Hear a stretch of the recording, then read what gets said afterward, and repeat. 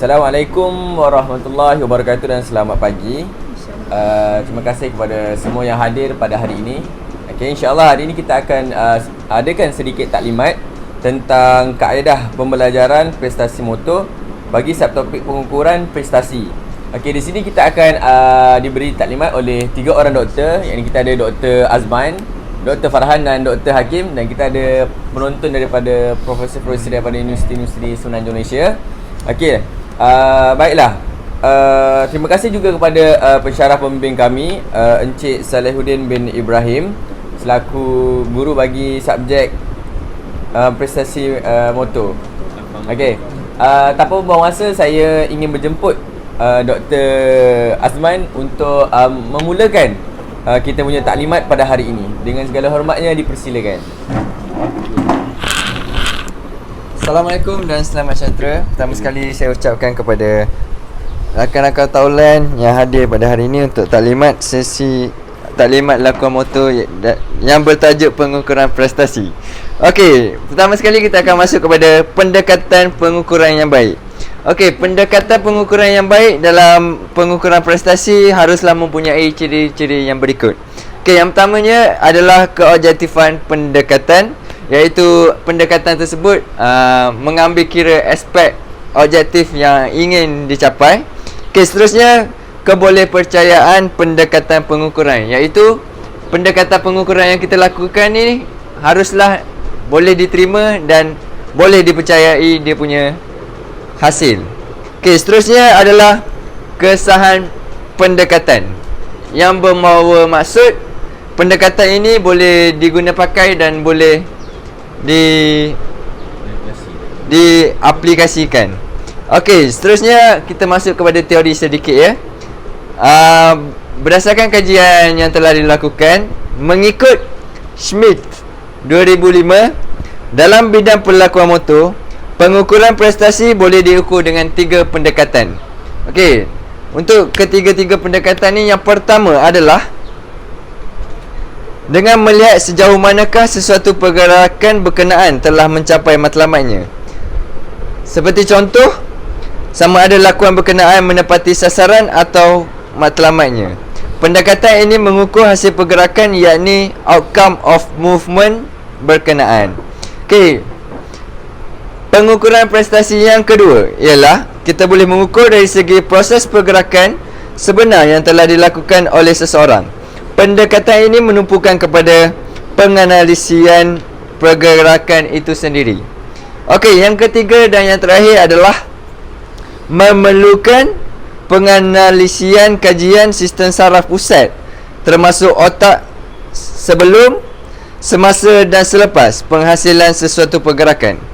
Pendekatan ini menumpukan kepada aktiviti-aktiviti neutral yang terlibat dalam perancangan dan penghasilan pergerakan yang akan dibincangkan dalam topik yang berikut nanti.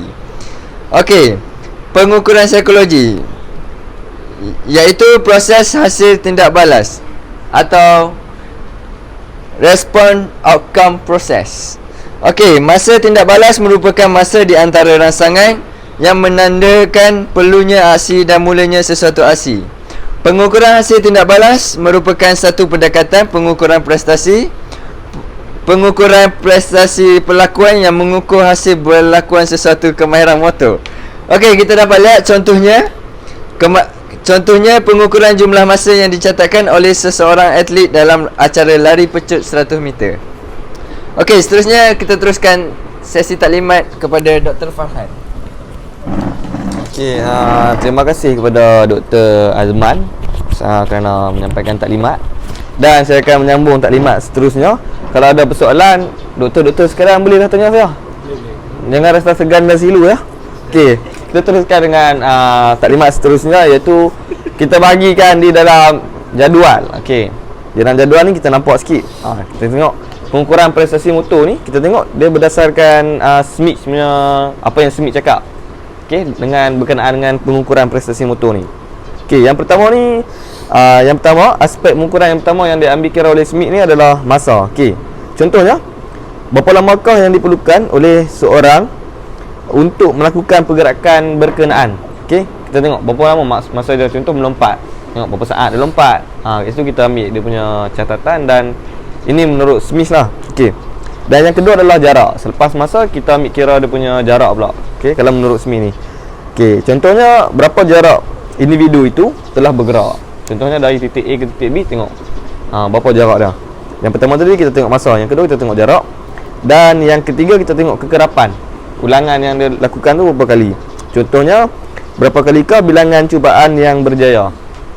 Contoh 10 kali cubaan, mungkin berjaya 5 kali, mungkin berjaya 7 kali. Benda-benda ni dah dikira oleh Smith lah. Okey. Yang keempat adalah ketepatan. Berapakah jarak dari sasaran? Okey, tengok ketepatan, dia punya ketepatan dengan titik permulaan itu dengan dia punya target tu, kita tengok berapa jarak dah. Kalau lagi jauh, lagi ketepatan itu lagi padu lah. Dah amat mantap sekali. Okey, yang kelima adalah konsisten. Okey, bila dah ada semua empat-empat aspek ni, yang kelima adalah konsisten ataupun istiqamah. Dia terus melakukan. Okey. Sebagai contoh, berapa peratusan percubaan yang mengenai sasaran. Okey, kita tengok berapa peratusan. Contoh hari ni dia buat kena 5 kali. Esok 5 kali, konsisten. Dia tak menurun. Okey. Dia mungkin akan menaik ke atas lagi lah. Dan terus ke atas. Jangan lupa pandang yang di bawah. Okey. Dan strat seterusnya adalah kita bagi kepada kronometri. Okey, ataupun kronometri ni adalah istilah ataupun nama dia adalah aturan masa dan jangka masa. Masa reaksi mudah, berpilihan, diskriminasi dan pecahan. Okey, kalau kita tengok dekat slide yang ada di depan tu, yang datuk-datuk dan datin-datin sekalian boleh nampak di dalam telefon bimbit serba canggih pada abad ini. Okey. Kronometri merupakan pendekatan pengukuran masa yang tepat. Dan pendekatan kronometri mengikut Smith lebih menumpukan kepada faktor masa reaksi, di mana pergerakan utama dalam tingkah laku individu adalah pada masa pengantaran kehadiran, rangsangan dan permulaan untuk tindak balas. Dia ni kalau kita nak singkatkan, dia adalah masa dan juga tindak balas lah. Okey. Dan di kotak yang kedua tu, yang sebelah kanan tu, kita tengok pengukuran yang biasa digunakan untuk menunjukkan berapa lama seseorang itu ambil untuk membuat persiadaan dan memulakan sesuatu pergerakan ialah masa tindak balas. Okey. Itu adalah istilah adalah kronometri. Contohnya dia nak melakukan larian 100 meter. So dekat starting point tu, bunyinya pistol yang begitu kuat dan menyakiti telinga tu, dia akan terkejut dan dia akan memecut lah, disebabkan oleh ada masa reaksi lah. Tindak balas. Kalau masa reaksi dia tu lagi baik, lagi padu, dia lagi cepat pada yang lain. Okey. Yang terakhir adalah masa tindak balas, termasuk sebarang pergerakan berkaitan dengan aksi. Ia cuma merupakan masa sebelum sesuatu pergerakan. Contohnya dalam acara larian pecut 1 meter, macam yang saya cerita tadi lah. Tempoh masa antara bunyi tembakan pistol dengan mulanya peserta lepas daripada blok permulaan adalah merupakan masa tindak balas. Oleh itu, jika tempoh masa yang diambil oleh seseorang peserta lari pecut itu adalah singkat, maka ia telah memulakan lariannya dengan baik. Maksudnya kat sini, bunyinya pistol tu dia terus lari. Pun lari. Kalau dia lari sebelum bunyi pistol tu, dia dah dikira batal lah. Dan mungkin coach tu akan marah-marah lah di luar padang. Dan dia akan dikenakan hukuman lah lepas tu. Mungkin tadi janji KFC kan, lepas tu cancel lah. Okay. Dan yang terakhir adalah masa tindak balas ni. Masa tindak balas yang kita duk dengar sebelum ni kan. Sebenarnya dia ada banyak jenis ni. Okay, yang pertama adalah masa tindak balas mudah. Simple lah. Kalau dalam bahasa Inggeris, Simple Reaction Time, SRT. Okay, dia yang simple lah. Yang kedua adalah masa tindak balas berpilihan. Dia boleh pilih pula, Choice Reaction Time, CRT. Yang keempat adalah masa tindak balas diskriminasi, Discrimination Reaction Time, DRT. Dan yang terakhir adalah masa tindak balas pecahan. Dia berpecah-pecah pula. Dia ada pasukan A, pasukan B. Okay. Kalau bergaduh mungkin akan berlaku peperangan lah. Okay. Begitu. Kita teruskan kepada Dr. Hakim.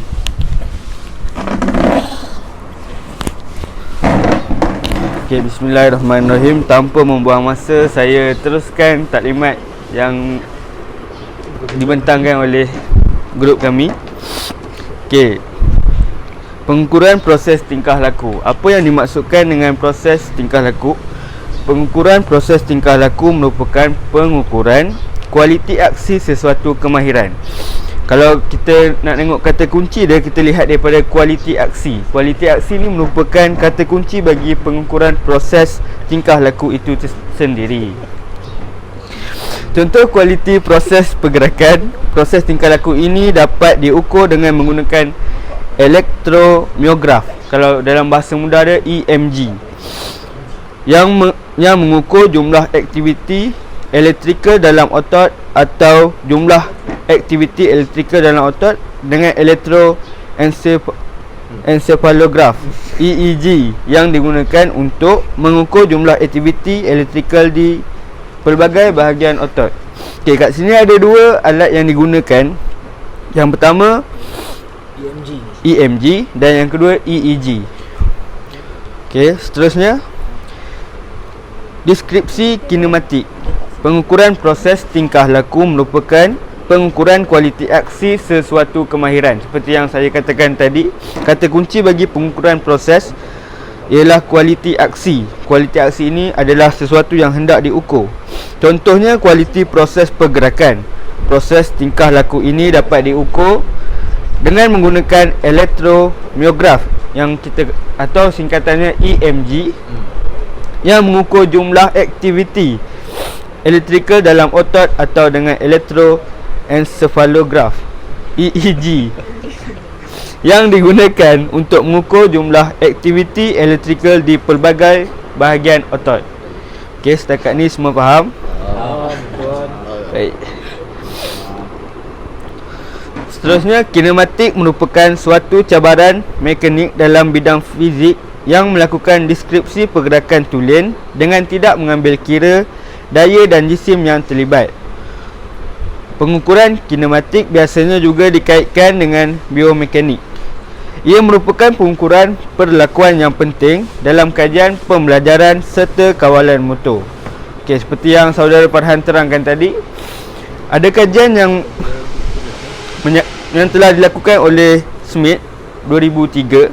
Dia menyatakan pergerakan tanpa mengambil kira daya atau jisim yang terlibat. Tiga deskriptor yang biasa dirujuk adalah perubahan kedudukan sesuatu objek, kelajuan dan perubahan kelajuannya. Istilah yang digunakan untuk merujuk kepada ciri-ciri kinematik ini adalah pemindahan atau lokasi. Disebut displacement, hala tuju, velocity dan kecepatan, acceleration. Okey, bagi slide yang terakhir, pengukuran neurologi. Okey, pengukuran neurologi merupakan pendekatan pengukuran pengesanan tindak balas tubuh badan terhadap permintaan perlakuan. Okey, contohnya keputusan pengukuran neurologi pergerakan anak mata semasa pertandingan dapat menunjukkan tahap kegelisahan seseorang. Perubahan kadar nadi, penambahan tahap laktasi atau penurunan suhu kulit. Okey, kesemua perubahan ini berkait dengan pemerolehan tingkah laku motor. Pengukuran neurologi ini adalah dikenali sebagai neurological correlators. Walaupun pengukuran boleh dikaitkan dengan penguasaan tingkah laku motor, ia tidak seharusnya dianggap sebagai satu kaedah. Hal ini kerana ia bukanlah kaedah utama untuk pengukuran. Okey, dalam tahun 1920-an, EEG atau elektroencephalograf, kalau kita boleh nanti kita tengok rajah dia macam mana alat tu bentuk, telah dicipta untuk merakam gelombang aktiviti elektrikal semasa aktiviti motor. Okey, maksudnya alat-alat ni telah lama dicipta pada tahun 1920-an. Dicipta untuk aktiviti motor. Sebelum 1930-an lah. Sebelum 1930-an. Lepas 1910-an. Kenapa dicipta untuk aktiviti motor? Kalau kita tengok logik akal, motor ni laju. Jadi mata kasar takkan dapat tengok dengan tepat tau. Jadi alat yang dicipta ni dia dapat merakam setiap pergerakan motor tu. Kita pernah pakai kan dekat UPSI tu. Dekat UPSI betul. Betul. Okey, sekian saja daripada saya. Sekian, terima kasih. Baiklah, nampaknya kita sudah di penghujung taklimat kita. Kita telah diterangkan tentang pelakuan motor, prestasi motor oleh ketiga-tiga doktor, Dr. Azman, Dr. Farhan dan Dr. Hakim. Okey, kita buka kepada soalan. Ada soalan ke daripada audiens? Ada. Dr. Fikri nampaknya ingin mengajukan soalan, dipersilakan. Dengan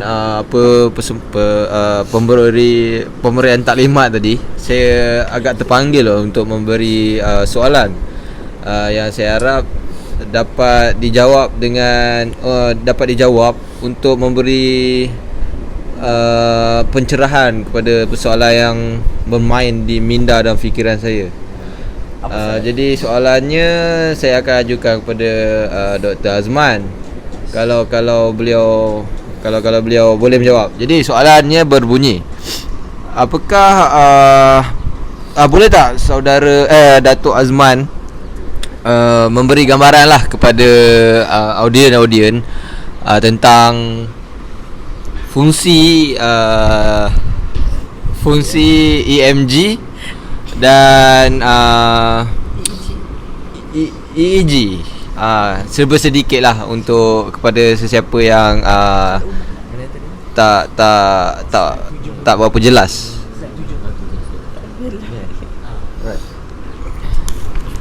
Boleh, okey. Soalannya berbunyi fungsi. Okey. Pertama sekali kita ada EMG, iaitu elektromiografi untuk test pergerakan motor. Seterusnya EEG, iaitu